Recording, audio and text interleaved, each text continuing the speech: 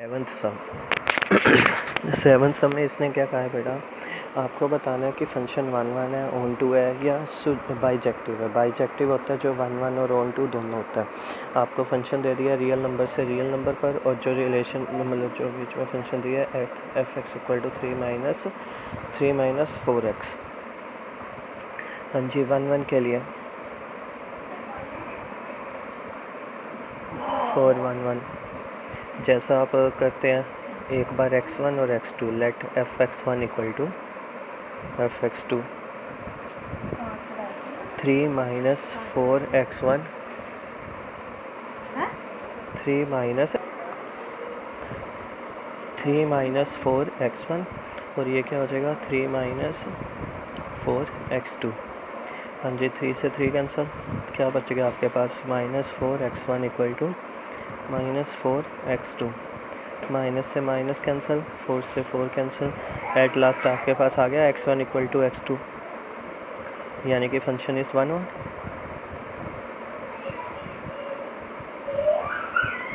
ठीक है, दूसरा करेंगे 4 ऑन टू। ऑन टू के लिए क्या करते हैं बेटा, या तो अब देखो अभी तक हम ऑन टू के लिए सिर्फ इमेज की बात करते रहे हैं कि प्री इमेज की इमेज है या इमेज की प्री इमेज है, पर अब जो है इस वाले फंक्शन में मैं क्या करूँगा, जैसे x की वैल्यू दी हुई है तो यहाँ से एफ एक्स की जगह y पुट करूँगा और x की वैल्यू को इसके रिस्पेक्ट में फाइंड करूँगा। मैं एफ एक्स को मान लेता हूँ y equal to 3 minus 4x। अब यहाँ से x की वैल्यू फाइंड करनी है, y minus 3 equal to minus 4x। ये -4 इधर मल्टीप्लाई में इधर जाके डिवाइड में हो जाएगा, y minus 3 upon minus 4 equal to x। तो आपके पास x की वैल्यू क्या आ गई 3 माइनस वाई अपॉन 4। तो ये जो फंक्शन है इन्वर्सेबल है, और अगर इन्वर्सेबल है तो इसकी इमेज भी है, प्री इमेज भी है। तो अगर प्री इमेज है तो ये क्या है ऑन टू है। तो हम इसके आगे क्या लिख देंगे, ज़्यादा हम इसे एक्सप्लेन नहीं करेंगे, यहाँ पे हम सीधा लिख देंगे the function is that implies function is onto. ठीक, अब यहाँ अगर वो कोई फंक्शन 1 1 और ऑन टू दोनों होता है तो फंक्शन क्या होते हैं bijective. Hence f is bijective, f is onto था और यहाँ एफ इज़ 1 1 था। ठीक है, ये अब इसी का जो सेकंड पार्ट है वो भी देखो, आर से आर पे दिया हुआ है 1 प्लस एक्स स्क्वायर। पहले 1 1 के लिए 4 1 1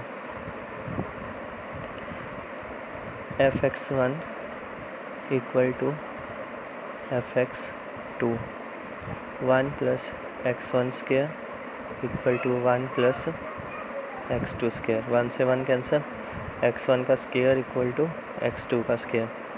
तो that implies x1 equal to x2। Function is 1 1। First part हो गया।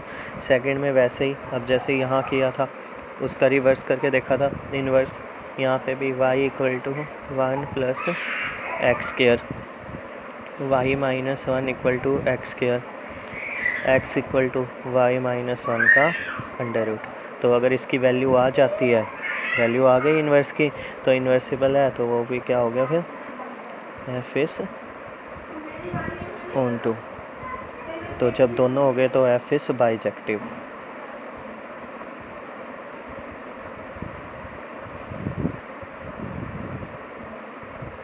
ठीक है, ये भी 8th सम आपको दे दिया इससे F dotted A cross B, जो फंक्शन है ए क्रॉस बी से बी क्रॉस ए में है, और कैसे डिफाइन होता है F A B equal to B A. कहते हैं इसे प्रूव करना है कि बाइजेक्टिव है ये। हम बाइजेक्टिव प्रूव करने के लिए पहले वही 1 1 और ऑन टू प्रूव करना है। तो फर्स्ट पार्ट 4 1 1। हाँ जी, 1 1 के लिए क्या करेंगे, फंक्शन लेट करते हैं। अब इसमें देखो एक चीज़, अगर दो फंक्शन है तो मैं क्या लेट करता हूँ F a1 b1 equal to F a2 b2। तो इससे क्या नतीजा आया, a1 ए बी क्या होता है बी ए होता है, तो a1 b1 क्या हो जाएगा b1 कोमा a1, और इधर से क्या हो जाएगा b2 कोमा a2। ये आ गया। और इससे आप अगर नोट करेंगे तो क्या निकलेगा, पहली ब्रैकेट सेट है ना, वो ब्रैकेट है, तो पहली वाला अक्षर पहले वाले का अक्षर के equal b1 equal to b2 और दूसरे वाला अक्षर दूसरे के इक्वल, यानी कि a2 इक्वल टू a1, ये चीज़ आ गई। और इस तरह से वही चीज़ आ गई, अगर आपने फंक्शन इक्वल लिया था तो a1 और b1 भी इक्वल आ रहे हैं, hence function is onto. या आप डायरेक्ट भी ऐसे लिख सकते हैं a1 b1, आपने दिखाना तो उसी फॉर्म में है ना, ए बी के फॉर्म में, तो जब अगर a1 a2 के बराबर है तो a1 b1 equal to a2 b2, ठीक है। That implies f is 1 1। हाँ जी, फॉर ऑन टू।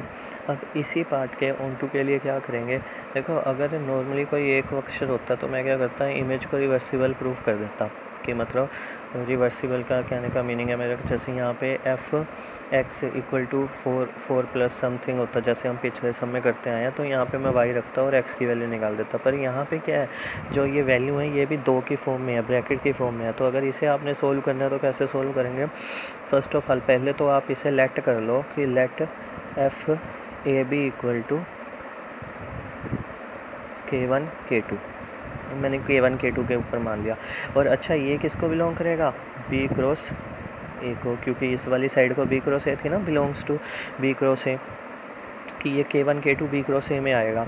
अच्छा इसके बाद और इसकी वैल्यू क्या थी, b कोमा ए, और ये किसके इक्वल, अब यहाँ से आ गई k1 k2, ठीक।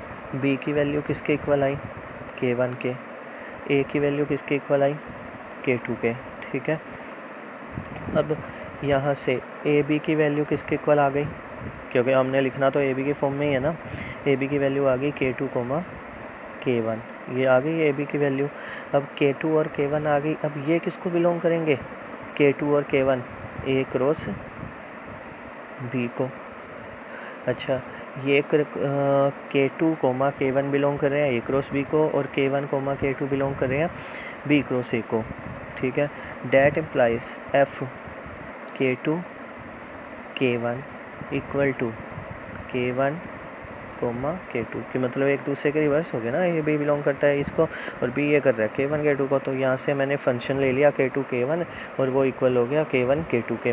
तो that implies k1 k2 is a image of k2 k1, ये इसका रिवर्सिबल हो गया। पहले हमने k1 k2 को लेके k1, हाँ जी, एक किस्म से k2 और k1 और k2 के रिवर्स में आ गया है, तो इन्वर्सिबल जैसे हम प्रूफ करते रहे हैं वो भी चीज़ हो गई।